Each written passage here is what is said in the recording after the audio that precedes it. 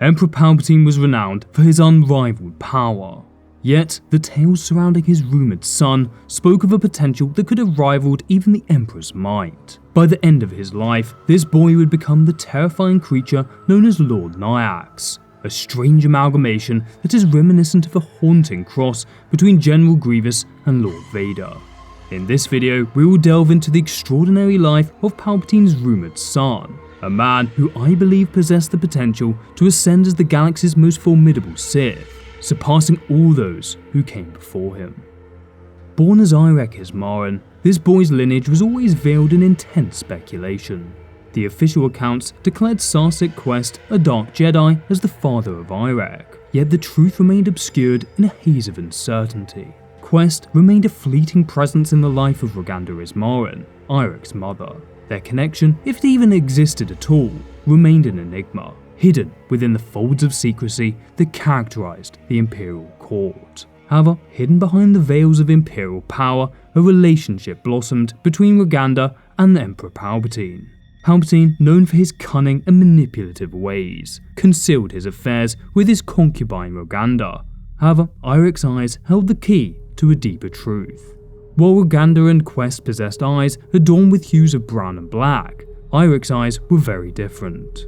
His eyes were described as a mesmerizing shade of sea blue, mirroring the light blue gaze of Emperor Palpatine. And so, the murmurs of intrigue swirled, casting doubt upon the proclaimed fatherhood of Quest, as the chorus of skeptics contended that the true source of Irek's bloodline rested in the arms of Palpatine. Roganda, ever the shrewd manipulator, fostered these speculations, cunningly orchestrating a narrative that positioned Irek as the rightful heir to the Imperial throne. As a toddler, Irek's nascent connection to the Force burgeoned, nurtured under the tutelage of his mother, steeped in the dark arts of the Sith. Seeking to accelerate her son's ascent, Roganda embarked on a daring abduction, capturing the Imperial scientist Nazra Magrodi to serve as Irek's tutor. Locked away from prying eyes, Magrodi implanted a sub-electronic converter into the young boy's mind, a marvel of technology that endowed him with the uncanny ability to wield the Force in manipulating machines. Thus, Irek became a formidable Force wielder, with his proficiency in machine manipulation unmatched. However, fate would deal a cruel blow to the Ismarens. Amidst the tumultuous Battle of Endor, Emperor Palpatine met his demise at the hands of Vader, irreparably altering the course of galactic history. Yet the young Irek, a mere 8 years old at the time, remained too young to assert his claim for the Imperial throne. In the wake of usurper Trioculus's coronation, Roganda recognized that their moment had slipped through their fingers. They swiftly vanished from Coruscant, retreating into the shadows of the planet Belsavis.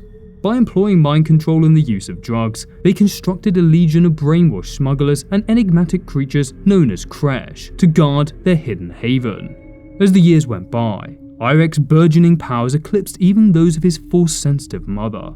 At the young age of 13, he possessed a formidable mastery over the Force, capable of reprogramming droids at will, as well as other impressive abilities.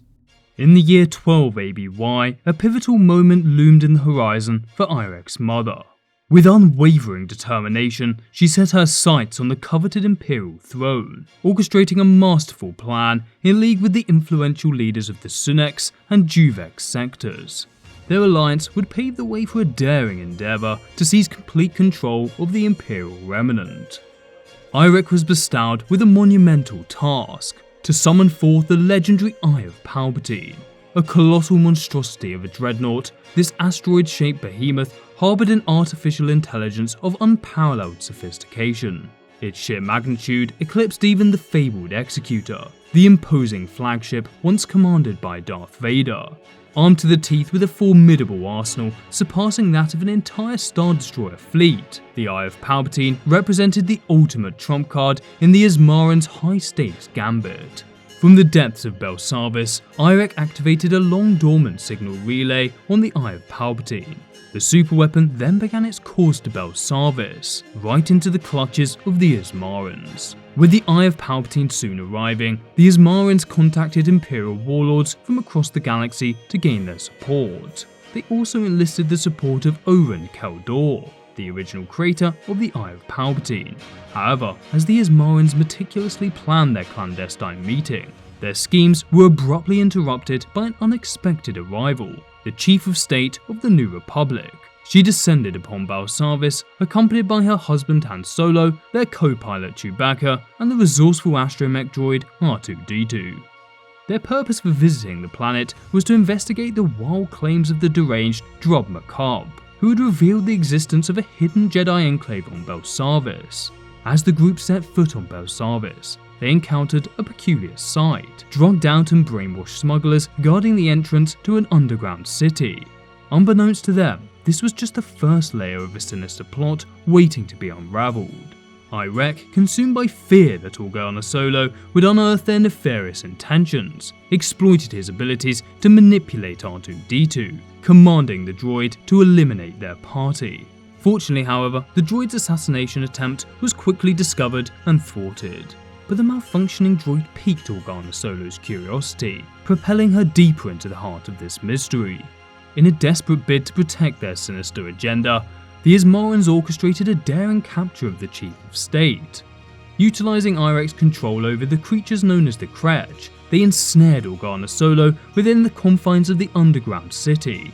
However, after undergoing a rewiring, R2-D2 was able to escape, sending Irek into an intense rage. Enraged by his failure, Irek's thirst for vengeance grew, craving the blood of Organa Solo. Yet Roganda realized the true value of their high-profile captive. She understood that Organa Solo, the Chief of State, held the key to unrivaled leverage. Thus, they imprisoned her within the shadowed recesses of the underground settlement. As the Chief of State languished in captivity, the Ismarens prepared for the arrival of their potential allies. A grand assembly descended upon Balsavis, comprised of notable figures from across the Imperial remnant. Adorned in black attire, Irek exuded an aura of charm and charisma as he mingled with his distinguished guests. With eloquent words and artful persuasion, he wove a mesmerizing narrative of the Eye of Palpatine, a colossal vessel under his control that promised the birth of a formidable fleet capable of toppling the New Republic. Yet, as the colossal weapon drew within range of the planet, an unexpected obstacle stood in Irek's path. Despite his intimate knowledge of the ship's design, he found himself unable to exert control over it. Unbeknownst to the Ismarens, Jedi Master Luke Skywalker had tampered with the computer core, impeding Irek's access to the Battle Moon's intricate systems. In a panic, they released Leia from her jail cell, hoping that she would know why Irek could not access the ship's internal systems. Undeterred, they planned to seize a shuttle and embarked on a mission to the Eye of Palpatine itself, before any of the Imperials realized that Irek didn't actually have control over the ship. However, Leia would disrupt their plans. She discreetly notified one of their financial backers of their immediate departure, and to safeguard the secret that Irek didn't really have control over the ship, he swiftly unleashed a fatal strike with his lightsaber, cleaving the Imperial warlord in two. Chaos erupted in the wake of this foolish act, with Organa Solo using this to make her escape. However, she was relentlessly pursued by Irek and Keldor, the original designer of the Eye of Palpatine. Fortunately, in this moment, Han Solo arrived, and in a swift and decisive clash, Keldor met his end. The death of Keldor, a key cog in their intricate plans, dealt a crippling blow to the Ismarens' ambition. Faced with the grim reality that their plans were in ruins, they quickly made their escape. Yet, the Ismarens were crafty, and this would not be the end of their scheming. On Coruscant, they concocted a new plan. The Ismarens obtained a handful of Sith scrolls that held information on the ancient art of Mekuduru. Mekuduru was perhaps the most terrifying Sith weapon in existence. It essentially used a swarm of dark-side-imbued nanobots to turn any living being into a cyborg zombie under the command of the Sith. As Irek already held mastery over technology, it was hoped he could quickly raise an army of such abominations. To aid them, they also enlisted the help of Kronal, one of the Emperor's right-hand men. But their greatest plan of all was the modification of Irek himself. A group of brilliant scientists embarked on an audacious venture, plunging young Irek into a state of suspended animation. While he slumbered, his mother orchestrated a series of radical modifications to enhance Irek's physical prowess. His muscles swelled and his bones were fortified, while secret compartments within his limbs were meticulously crafted to house hidden lightsaber blades. However, during one of his intense training sessions, Irek's fury got the better of him, provoking a clash with Chronal. Chronal thrust his lightsaber through Irek's skull, rendering him lifeless and devoid of consciousness. In a desperate bid to repair the damaged portion of his brain, cybernetics were integrated into his skull, carefully replacing the fragments that once held his human memories. But fate would intervene with an unforgiving hand. The catastrophic fall of Coruscant to the merciless Yuzong Vong plunged the galaxy into chaos once more. Amidst this destruction, an unexpected groundquake shattered the very foundations of Irek's suspended animation chamber, causing Irek to awaken from his slumber. But his mind was still a hollow vessel, housing only his implanted instincts, combat programming, and a deep-seated motivation to eliminate Jedi. In a gruesome display of his newfound power, Irek unleashed his lightsabers, mercilessly cutting down his own mother. Liberated from the confines of the laboratory, Irek embarked on an aimless journey, traversing the war-torn surface of Coruscant. Driven by an insatiable hunger for power, Irek's senses were drawn to the unmistakable aura of a potent force nexus beckoning him from the old Jedi temple. After cutting down Yuzong Vong warriors, cannibals, and civilians, Irek's unyielding determination guided him to a formidable black wall, an imposing structure that safeguarded the reservoir of force energy concealed within the old Jedi temple. Fueled by an unwavering determination, Irek harnessed his powers to manipulate and control a large number of nearby civilians. Their objective was clear: to breach the impervious barrier that stood as an obstacle before them. Collectively, they unearthed a damaged construction droid that held the potential to destroy the wall. In the midst of their laborious endeavours, whispers spread among the workers. They saw Irek as the enigmatic Lord Nyax, a dark entity from Corellian fairy tales. Struggling to reclaim his identity and purpose, Irek succumbed to the allure of this perceived truth, embracing the mantle of Lord Nyax. As the repair work on the alien construction droid reached completion, Nyax found himself confronted by an unexpected presence: the relentless pursuit of Luke Skywalker. At the same time, a large group of Yuzong Vong invaders arrived at the scene. Engulfed in a whirlwind of conflict, Nyax unleashed the full fury of his implanted lightsabers, cleaving through the Yuzong Vong ranks with lethal precision.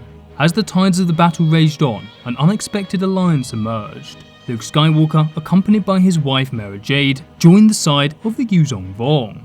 Believing he could be overwhelmed, Nyax activated the formidable construction droid, unleashing its destructive might upon the battlefield. Chaos erupted as buildings collapsed around them, entombing many Yuzong Vong warriors beneath the debris. Nyax then steered the construction droid towards the impenetrable black wall, knowing full well that the Jedi and the Yuzong Vong were hot on his trail. The construction droid shattered the barrier, releasing an unfathomable surge of raw energy that shook the very foundations of the ancient temple. With the wall breached, Lord Nyax tapped into the boundless power of the Force Nexus. Believing the Jedi to have sought refuge aboard the Yuzong Vong vessels, Nyax hurled gargantuan columns of rubble skyward, intent on obliterating the invading Yuzong Vong fleet. In response, the Yuzong Vong capital ships unleashed a barrage of plasma cannon fire. Yet, torrents of debris continued to soar from the Jedi Temple ruins, relentlessly targeting the Yuzong Vong cruisers. Eventually, the flying piles of rock and the plasma fire stopped. Having escaped the chaos, Luke Skywalker sensed that Nyax had been killed by the Yuzong Vong's weaponry, with the terrifying abomination that was once Palpatine's son finally finding peace. I hope you enjoyed this video exploring one of the lesser known Legends characters. If you want me to do more videos like this one, then be sure to let me know in the comments. Thanks for watching guys, and as always, may the Force be with you.